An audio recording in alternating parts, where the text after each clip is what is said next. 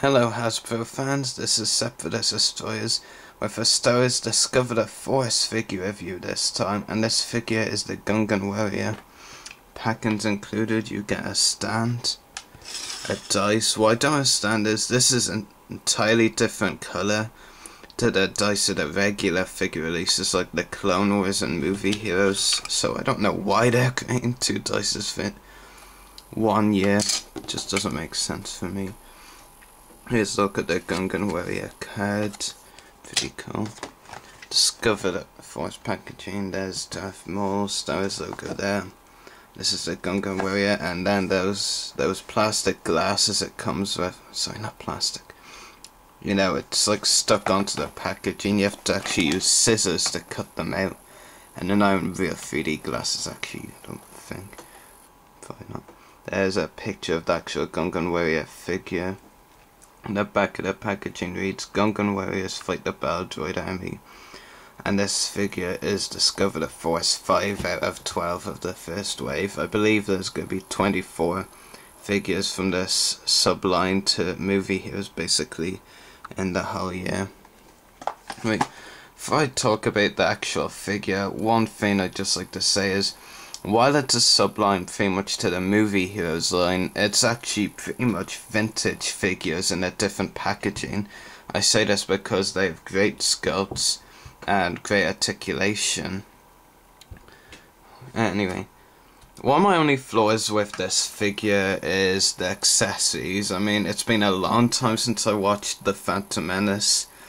The next time will actually be soon, this month in fact, because I'll be going to the 3D release. And one thing I don't get is the accessories, what they are, what their purpose is. So if you've any ideas, then please leave a comment below. I believe two of them, the one I'm holding here and the one that I've placed on the figure, are meant to be like weapons to fight the droids.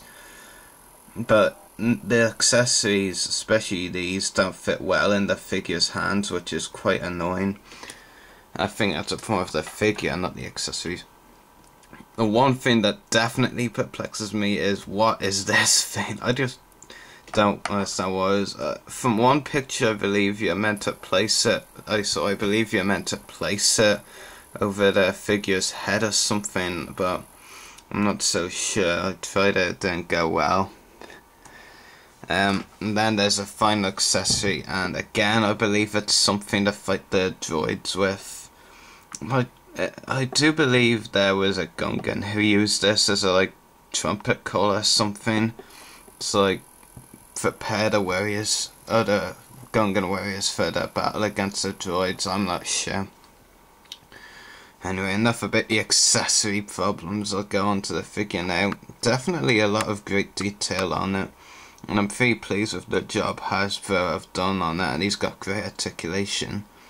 One of my only flaws with it is the head. If you move it back like this, it's so easy for it to fall off. If I don't want to try it because I want it to fall off, so it's not really a hard head, it just easily comes off if you push it upwards enough.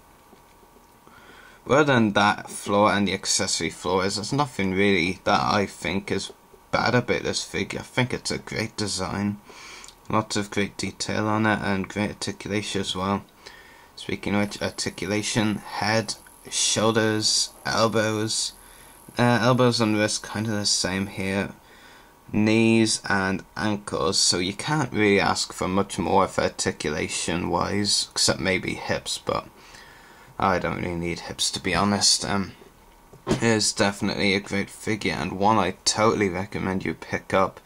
Discovered a Force line is a Walmart exclusive in America and countries that have Walmart stores, but if there's no Walmart stores in the country you live, you should check your Asda stores because they are known to get Walmart exclusives, and this is where I got the Gungan warrior from. And it is a pretty cool figure, as I said.